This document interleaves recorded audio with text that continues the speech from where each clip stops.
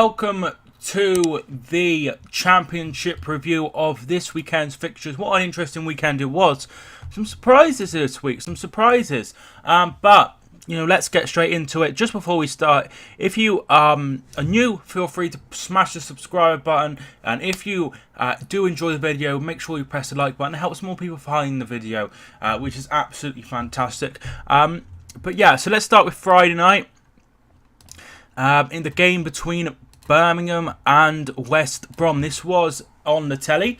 This was on Friday night. I did a live stream watch along. If you don't know already, I do live watch alongs for these games, and they are really, really popular. I have a lot of people in for the Championship, and a lot of people get involved in the chat and the comments and stuff. It's really, really fun. So if you do see one of those, feel free to get involved. But 2 goals in the first half. In this game, Jota opened the scoring after 27 minutes. Then they won a penalty.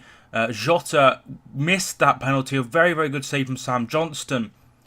Matty Phillips did equalise 6 minutes before the break, going through very, very easily and slotting it in. Birmingham had more chances. Che Adams having a very, very simple chance, and it blazed over the bar, and they had a couple more as well. But overall, West Brom dominated the possession, but I feel like Birmingham had the best chances. They had the penalty, they had that Che Adams chance, but overall, draw was probably a fair result.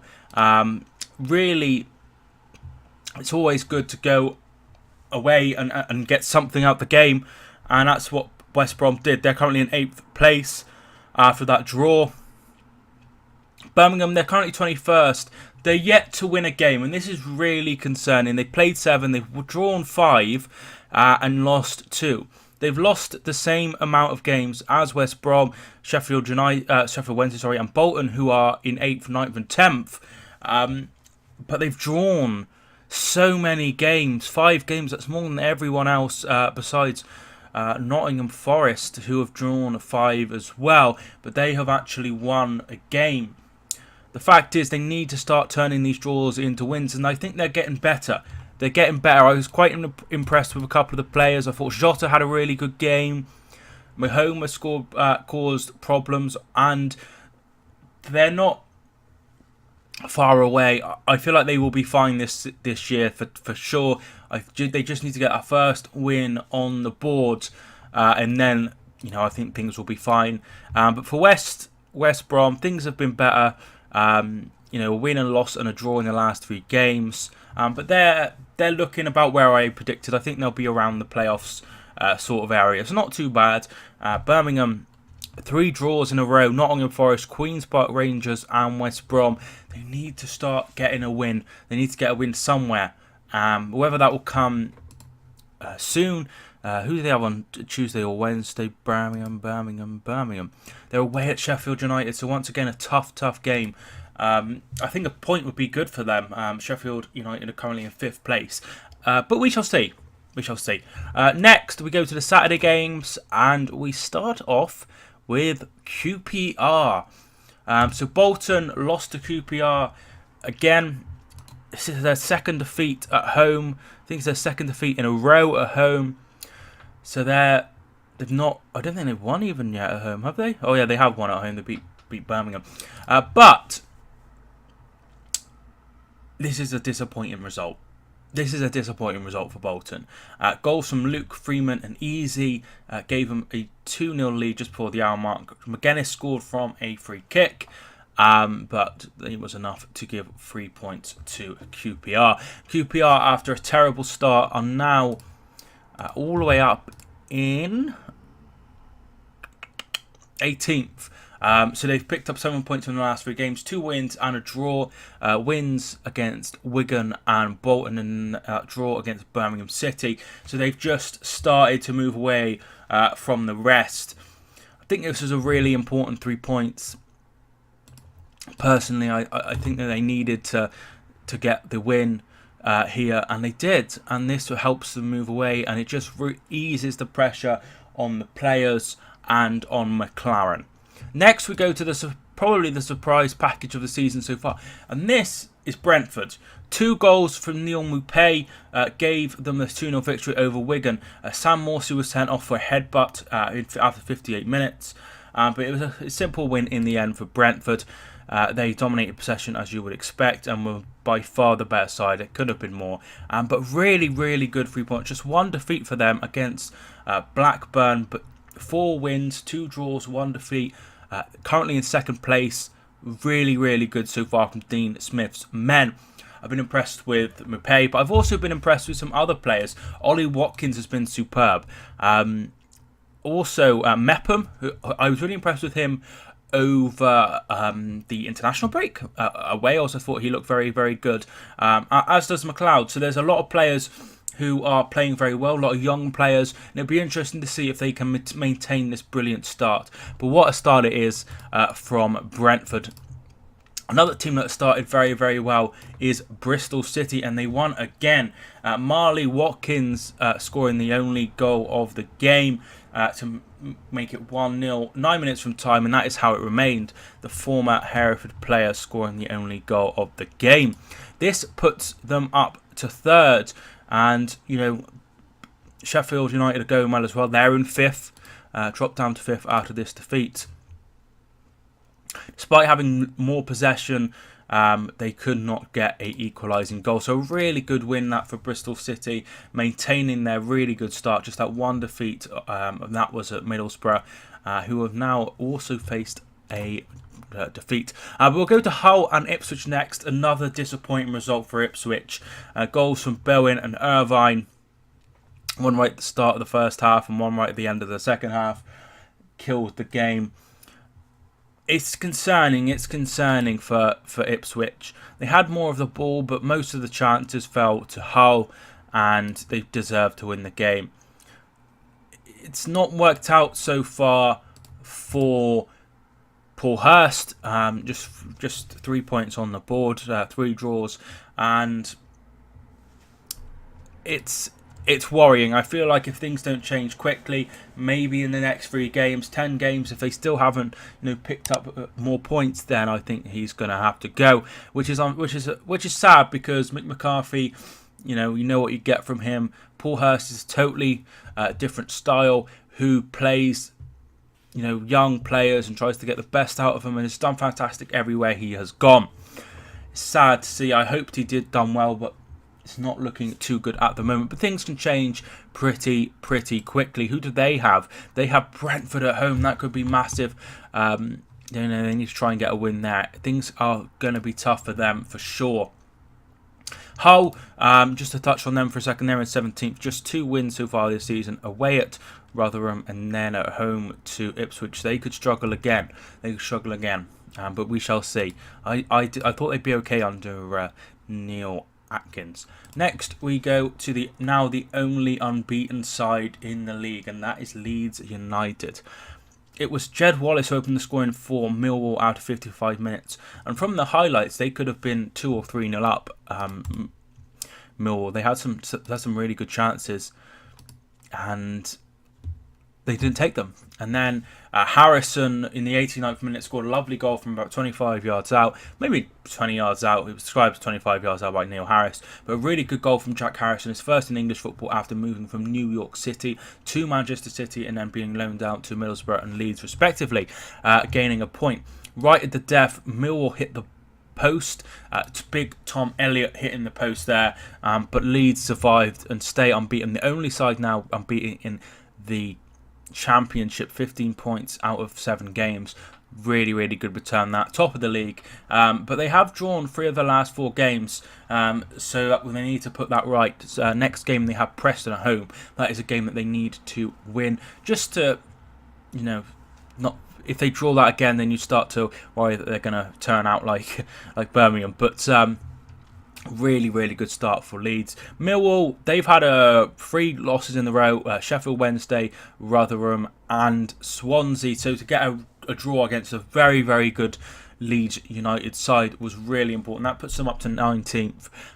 But it's a big confidence boost playing Leeds and outplaying them. Next, we go to Norwich and Middlesbrough. So Middlesbrough lost for the first time this season, conceded a goal for the first time in 6 games. And, what a poor bit of defending it was, and Pukki tapping in.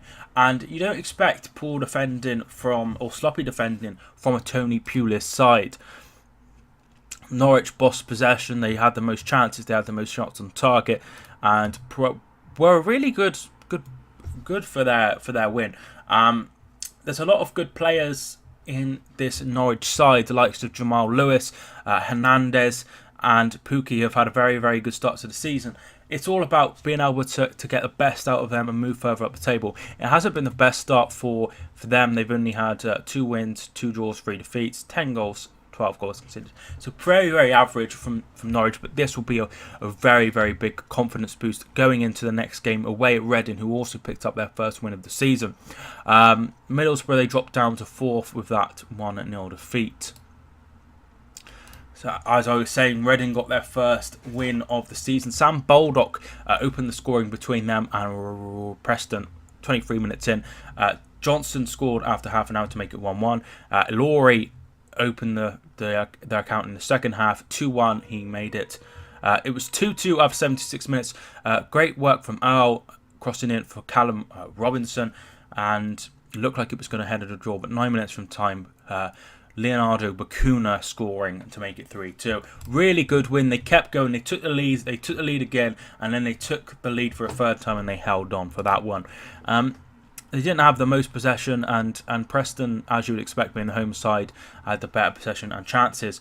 But it doesn't matter. That was a huge 3 points for Paul Clement's side. That is the first win of the season. They've only picked up 2 points before then, and that was massive. They're still in the relegation zone, but now they're up to 5 points. Really, really good win. That was a very important win. And can they build on that? They go to Leeds. I'm sure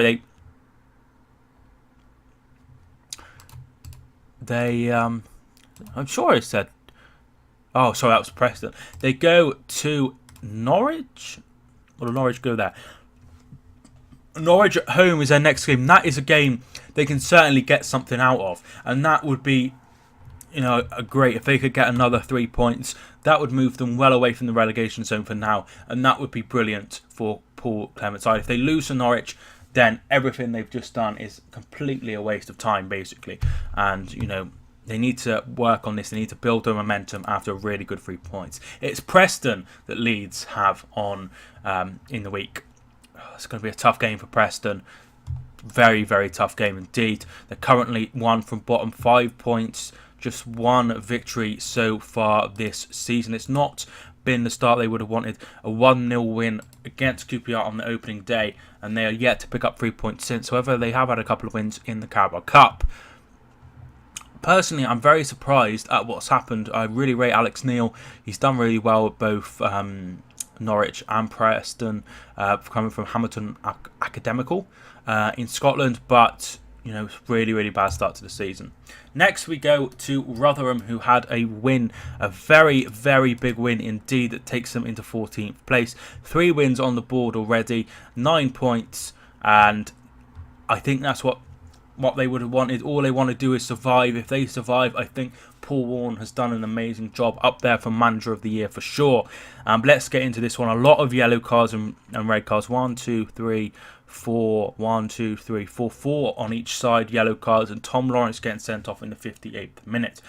He went in very, very, very late, and he got sent off. Not long after, really bad play. A ball over, and I think it was, let me just get up here. Forsyth made a really rash challenge. There was no need to bring him down, but he did, and Manning scored the penalty. Later on, Frank Lampard found himself really far down the line, almost at the corner flag, and he got sent off for being way out of his technical area, and he will miss several games due to that. Very, very silly. I think maybe passion just got the best of him, but you need to stay in your box. That's why they put them there. He said that, so it's their assistant and his assistant and their manager, Paul Warne, was out of his. But there's being out of it, and then there's being nowhere near it, and I think he overstepped the mark. Next, we go to Sheffield Wednesday and Stoke will be kicking themselves after throwing away a 2-goal lead. 2 goals from Benik Afobe made the score 2-0 after 20 minutes, but Mateus scored 24 minutes in, and that was the score at half-time, 2-1. They made changes. They brought on Onuma and Nui as well to try and change the game, and 82 minutes, Barry Bannon with a delicious free kick. One of the best free kicks you'll see all season. Absolutely nothing he could have done about it, Butland, and it finished 2-2. A really good performance by Stoke. They had the most possession, they had the better chances, goal attempts as well. But at the end of the day, it says 2-2. But Sheffield Wednesday are going quite well. They won their last 3, so this is quite a good point. They need to build on that. They have Swansea at home next. Sheffield Wednesday go to Nottingham to try and push further forward into those playoff spots in the week.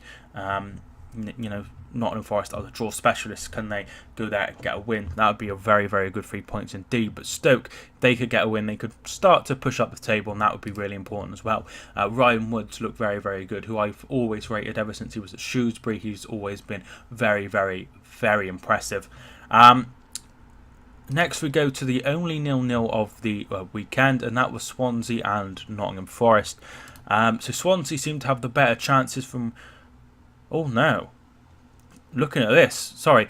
Swansea had a few good chances, but ball possession 59%, 16 attempts on target, 4 shots on goal.